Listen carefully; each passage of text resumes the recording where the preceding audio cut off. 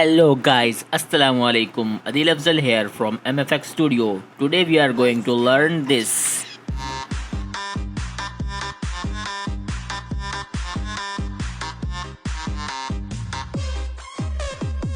जैसा कि आपने देखा, आज हम बनाएंगे cloth revealing CGI VFX in Blender. So let's go and start. So guys, हमने अपना मॉडल पहले से बना रखा है. आप इस मॉडल की जगह कोई भी अपना प्रोडक्ट यूज़ कर सकते हैं.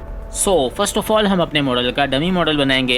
अपने मॉडल जैसे दिखने वाली रफ शेप बनाएंगे. आप चाहें तो अपने मॉडल का डुप्लीकेट बना सकते हैं. So guys, point is that हम ऐसा क्यों कर रहे हैं, जस्ट बिकॉज ऑफ दैट हमारा जो मॉडल है वो काफ़ी सारी डिफरेंट शेप से मिलकर बना है. सो हम एक एक शेप पर फिजिक्स प्रॉपर्टी कोलिजन नहीं लगा सकते क्योंकि हमारे पीसी की स्पेक काफ़ी लो है. तो प्रोजेक्ट काफ़ी हैवी हो जाएगा और हमारे मॉडल में काफ़ी शार्प एजेस हैं, तो क्लॉथ स्लिप करने में काफ़ी प्रॉब्लम क्रिएट करेगा. सो सोल्यूशन इज़ दैट हम एक अपने मॉडल जैसे दिखने वाली रफ एंड स्मूथ शेप बनाएंगे और इस पर फिजिक्स की प्रॉपर्टी कोलिजन को अप्लाई करेंगे. ओके गाइज, मैं अपने 3D मॉडल को डुप्लीकेट करूंगा और हर शेप को सिलेक्ट करूंगा.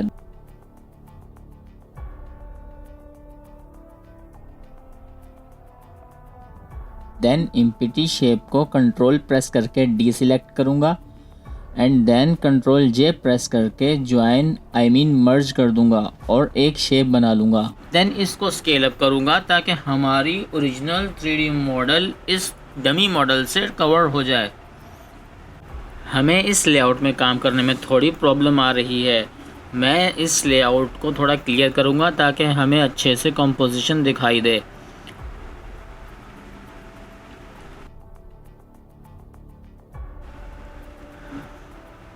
सो नाउ हम एक प्लेन शेप को ऐड करेंगे और अपने मॉडल के बिल्कुल टॉप पर सेट करेंगे और इसकी स्केलिंग करेंगे.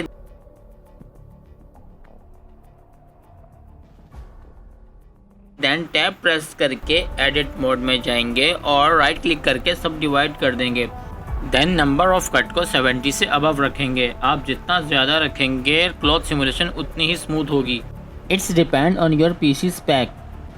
ओके गाइज, आफ्टर दैट हम टॉप बैक साइड के कुछ वर्टिसेस को सिलेक्ट करेंगे. बेसिकली इन वर्टिसेस को हमने पिन करना है और अपने कंट्रोल में लेना है. सो इनको सिलेक्ट करेंगे और वर्टेक्स ग्रुप को सिलेक्ट करेंगे. देन वेट असाइन कर देंगे. नाउ अब इस पॉइंट पर हम शिफ्ट प्लस राइट क्लिक करके 3D कर्सर को प्लॉट करेंगे. देन इसी पॉइंट पर हम इम्पिटी एरो को ऐड करेंगे और इसका नेम हम हुक सेट करेंगे क्योंकि इसी प्लेस से पकड़कर हमने क्लॉथ को पीछे की तरफ खींचना है. नाउ अब प्लेन शेप पर क्लॉथ सिमुलेशन को इनेबल कर देंगे और प्रीसेट में सिल्क को सिलेक्ट करेंगे. Now check guys, it is working और not. I think it's perfectly work.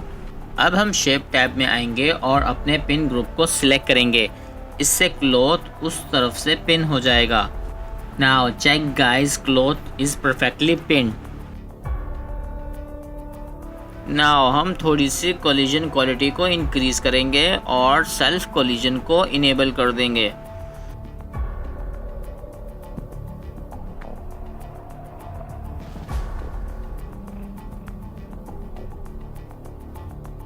After that अब हम अपनी डमी शेप को सिलेक्ट करेंगे और इस पर कोलिजन को ऑन कर देंगे.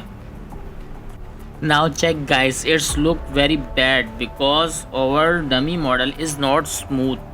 हमको इसको स्मूथ करना होगा, बट फर्स्ट हम पिन वाले वर्टिसेस को क्लॉथ के साथ एनिमेट करेंगे क्योंकि ऐसे लगना चाहिए कि स्टार्ट में क्लॉथ कहीं से भी पिन नहीं है क्योंकि हमने क्लॉथ नीचे गिरने के बाद ही पीछे को खींचना है.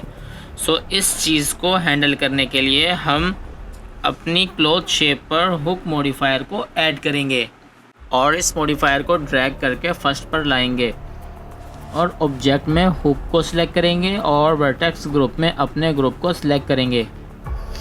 आफ्टर दैट हम डमी मॉडल को स्मूथ एंड रफ करने के लिए रीमेश मॉडिफायर को ऐड करेंगे.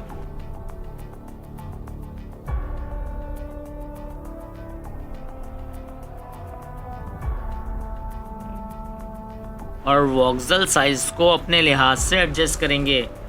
नाउ चेक गाइस, अभी भी कुछ जगह से ग्लिचेस आ रहे हैं. सो हम रेमेश मॉडिफायर को अप्लाई कर देंगे और जहाँ जहाँ से मॉडल स्मूथ नहीं है वहाँ से सेट करेंगे।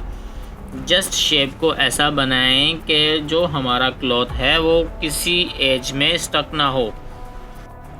Take more time to make our model smooth.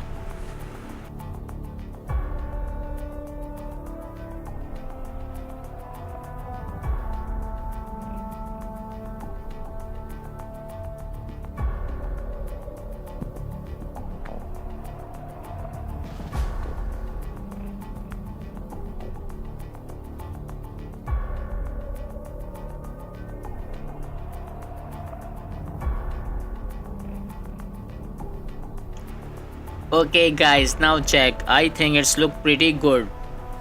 अब हम हुक को क्लॉथ के साथ एनिमेट करेंगे। हम स्टार्ट में पोजीशन पर की फ्रेम लगाएंगे और जहां पर क्लॉथ हमारे फ्लोर के साथ टकरा रहा है हम हुक को वहां पर प्लॉट करके की फ्रेम ऐड कर देंगे। अब ऐसा लगे कि जो क्लॉथ शेप है वो कहीं से भी पिन नहीं है और क्लॉथ स्मूथली हमारे कार मॉडल को रैप कर रहा है। Okay guys, I want to share one more thing. Guys, हमारे पीसी की स्पेक इतनी अच्छी नहीं है कि हम लाइव प्ले करके दिखा सके, सो इसलिए हमको बार बार बेक करना होगा। आप इसको प्ले करके ऐसे भी देख सकते हैं। आप जस्ट एंड में ही बेक करें जब क्लॉथ सिमुलेशन कंप्लीट हो जाए। After baking now check guys, हमारा पिन वाला एरिया भी क्लॉथ के साथ नीचे की तरफ एनिमेट हो रहा है।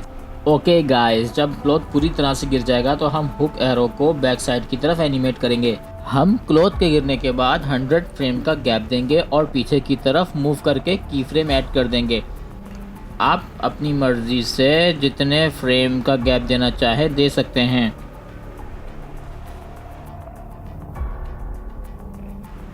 नाउ अगेन हम क्लॉथ सिमुलेशन को बेक करेंगे और प्ले करके चेक करेंगे।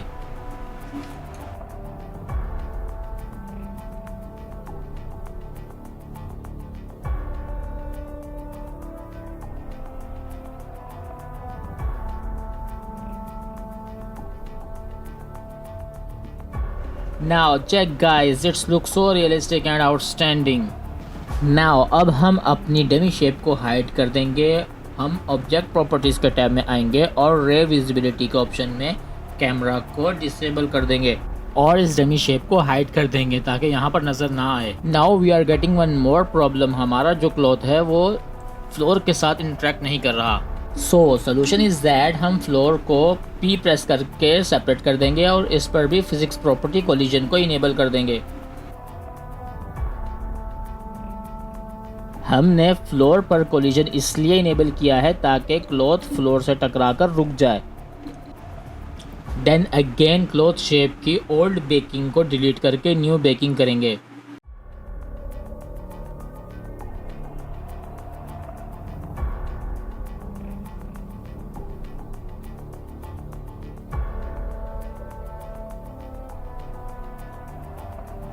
OMG, check guys, it looks so professional and realistic.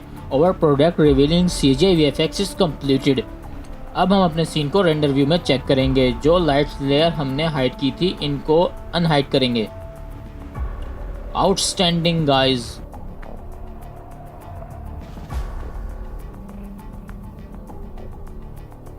Now अब इस क्लॉथ पर भी रेड कलर का मटेरियल ऐड करेंगे। हम सिल्क मटेरियल के लिए ब्लेंडर किट ऐड ऑन को यूज़ करेंगे। It's easy to use, just drag and drop करना होता है। Now check guys, this look so professional and fantastic.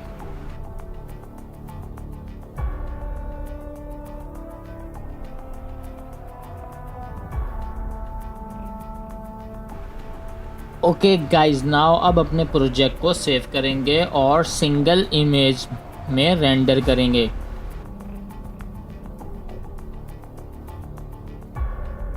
Single image को रेंडर करके चेक करेंगे कि रेंडरिंग में कोई प्रॉब्लम तो नहीं आ रही। And yes, we are getting a problem. हमारी डमी शेप के शेडोज़ और रिफ्लेक्शन भी रेंडर में नज़र आ रहे हैं। सो हम डमी शेप को सिलेक्ट करेंगे और रे विजिबिलिटी के टैब में आएंगे और इन सब ऑप्शंस को डिसेबल कर देंगे। नाउ अगेन सेव करके रेंडर करेंगे।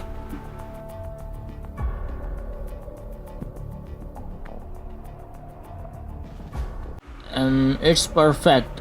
अब हम कंप्लीट एनिमेशन को रेंडर करेंगे।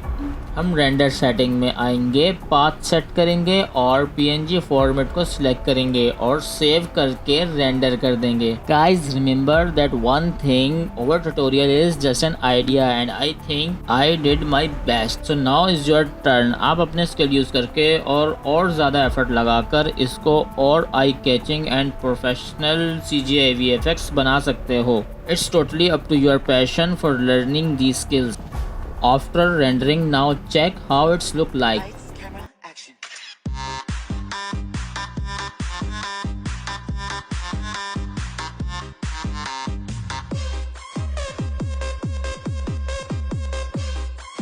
Okay guys, now it's time to say goodbye, take care and Allah Hafiz. Do like, share and subscribe.